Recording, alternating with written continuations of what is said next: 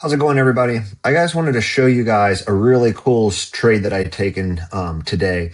Now, I have all of my levels. Today is the 23rd. This is a really cool setup that I took today. So I typically trade the 9 a.m., the 10 a.m. to 11 a.m. Eastern time, and I also trade the 2 p.m. to 3 p.m. session. Now, this is a very unique but high quality setup all day long.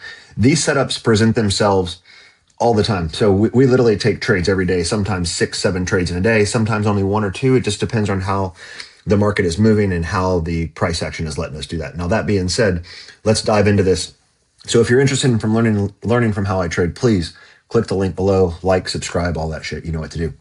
Now, I have all of my levels set from the previous day high and the previous day low. I have the aftermarket high, aftermarket low, which is the Asia market or Tokyo market. I have the pre-market high and the pre-market low marked, which is also the European market or the London market.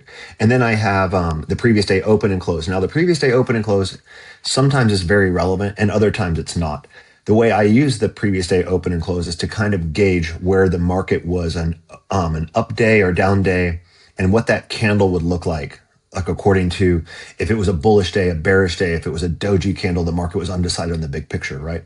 So anyways, I'm going to explain this to you. This video is going to have a lot of really cool information on how I trade. And if, like I said, if you're interested from how I learn, there's also a link below to where we do private coaching, where we're on Monday through Friday from 10 to 11. And we're also on Monday through Thursday from 2 to 3. So 9 sessions a week, live coaches. Myself and 2 other coaches are on there, absolutely crushing trades and helping people change their life financially. So let's get into this.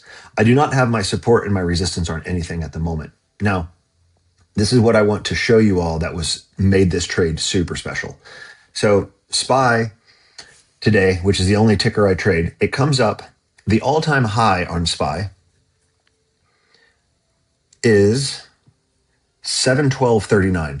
So SPY comes up and rejects, it doesn't come to it, it comes to 712.35. So it does not grab the all-time high, not a huge deal. But we were on this real powerful push, as you guys can see through the morning session. And I took this trade here in the morning session with a close below this level where it breaks the swing point and it also breaks the top of the swing point through that. And we get this gorgeous distribution down. And then there's another setup here where SPY closes firmly above. I took this candle, full disclosure. I ended up collapsing the trade. I got literally break even on it. It did end up distributing up, but my criteria for this candle is to be firm. So I like a candle to have 100% signal of buying pressure or selling pressure when I'm entering that trade. That is one of my rules. It did not register as a firm candle. I called it wrong. I just simply made a small mistake, error, corrected that by collapsing the trade. However, it followed through beautifully. And a lot of people were in this and made a lot of money on that. I would have been in it if that was a firm candle. And I was, and it just, as soon as I did that, I read my indicator up here that I use. My firm candle indicator said it was a neutral candle. So I stayed out of that trade, collapsed it. Not a big deal. This is not the trade I wanted to show you guys. This was not the trade I want to show you. Although these moves are amazing and they will make you a lot of fucking money. I mean, a lot of money, guys. Now, let's talk about this. This is the setup of the setups. So we have all of our levels still marked. Now, we come into the afternoon session, right? 11:30 to 1 o'clock, I don't trade. I start looking at the charts if my schedule lets me around 12 o'clock. I'm sorry, around 12:30. I won't trade until 1, and sometimes I'm very reluctant to do that. However, we had this really good level that I had established here at 710.76, and then I had underlying support. So when I'm typically trading, I'm looking for a level of support and a level of underlying support for my trade to go risk-free, right? If I have enough room from that firm candle below that, I'll take the trade. So this is what made this trade so special. So before I go into that thus far, I'm going to show you what I really liked about this trade and what I had been eyeballing on it all morning because it did not. And now I had this lower level here, which is coincidentally right in line with that previous day close. So I also had resistance at this level at 711.07. It was actually a little bit lower, not as precise. But anyways, emphasizing this current price action, we have all this to work through. The previous day high, the pre-market highs, in my opinion, are no longer valid. We took them out. We came back below them. Price reacts to them, but we have invalidated them to not be as relevant, to not irrelevant, just as relevant. Keep that in mind. Now, firm candle comes above this, you are clearly going to be into calls, and you can ride it all the way back up to the top. Very, very clear. And anything past that, 50-50 if it goes and grabs new all-time highs. Now, this is what makes this so special. We get our break below support. We take out underlying support. And now people are really scared of big candles. We go through aftermarket low, the Asia market. We take out the swing point here, right? It comes down and it closes right here. And this wick is now interacting perfectly with the lows of the swing point in the pre-market. Now, what I loved about it personally is it comes up, test that, it takes it, it closes above it, right? Now, this is what makes it special.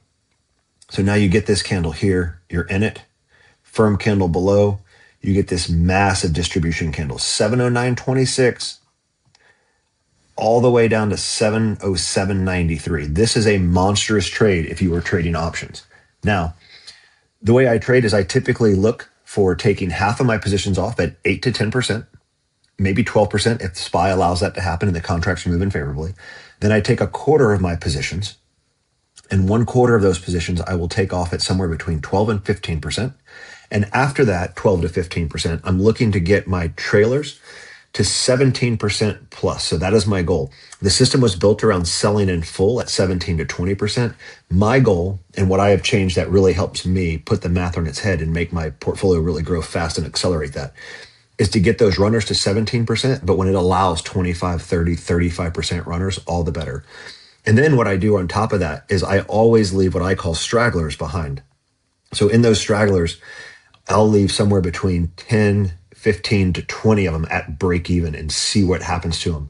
And if they get stopped at break even 3 or 4 candles later, that's fine. And if they go to $6 or $7 a contract, all the better. Nothing like 10 contracts making you $7,000 on the entry after you're already risk-free. If you're trading a smaller amount of contracts, let's say you're trading 12, 15, 20 contracts, I would highly recommend you always leave one behind at that break even and look for that 100% plus exit on that. Or if it's at 130% profit on that, so let's say you bought it at 150 and they're at $3. Take that stop loss to 250. If they're at $4, take it to 350. Just give yourself this massive thing. Even if it's one contract, it'll move your account in such a way that it's very, very challenging to go red. So anyways, back into this.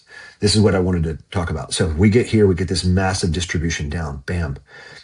Comes down to here. It comes up, it retraces. Stop loss is in place. I stayed alive in this, my trailers. This comes all the way down here. It's now 115. It's still descending. My trailers got hit when here on this candle, it went down and it retraced back up, and it took me out of my trailers at about 271. So I had a little over 100 points on my trailers. Absolutely insane, right? And now keep in mind, I still have my stragglers here. So I exited my stragglers way down here. So my stragglers were over $5 at one point when this came down and reacted all the way down to the previous day low wicks, the previous day low touches. It comes down and it goes through there. So when it came there, those were at $5, 528 or something like that, if my memory serves me right. I'm not looking at it right now. It doesn't matter. I boomed my stop to 450. I had 15 contracts that got hit at that number. So this massive, massive move on 15 leftover positions. And then SPY goes back up, it retraces, it finds the bottom, it sweeps all the liquidity that it has been building up over the last 4 or 5 days.